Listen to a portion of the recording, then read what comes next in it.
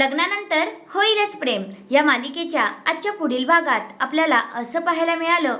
आता काव्या रम्याला म्हणते, रम्या तुझ्या लग्नात आम्ही नव्हतो आणि आम्हाला आता तुझं लग्न आता आमच्या डोळ्यांनी पाहायचं आहे असं आता काव्या रम्याला इकडे बोलते।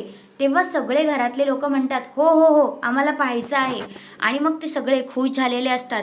तर काव्या म्हणते, तू टेन्शन घेऊ नको, हे बघ आम्ही सगळं लग्नाचं सामान घेऊन आलोय।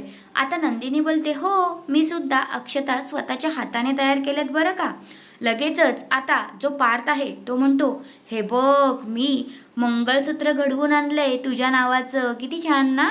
असं पार्थ आता रम्याला बोलतो आणि आपला जीवा म्हणतो, हे बघ मी पण अंतरपाठ करून आणलंय तुमच्यासाठी लग्नासाठी। आणि आता इकडे जी रम्या आणि जो विजय आहे आणि वसुआत्या सुद्धा खूपच शॉक होतात। तर लगेचच आता वसुआत्या म्हणतात, काय गे असं कसं तुम्ही बोलू शकता, गुरुजी तरी आहेत का, हे काय बोललं म्हणजे लग्न झालं असं होतं का। मग लगेचच आता तिथे गुरुजींची एंट्री झालेली असते। गुरुजी म्हणतात, अहो कमी तिथे आम्ही, असं बोलून आता गुरुजींनी ते धडाकेबाज एंट्री केलेली असते आणि सगळेजण गुरुजींना बघून शॉक होतात। सगळे म्हणजे तिघेच जण, विजय, रम्या आणि वसुआत्या। तर हा आहे आजचा पुढील भाग। तुम्हाला कसा वाटला ते कमेंट करून नक्कीच सांगा। धन्यवाद।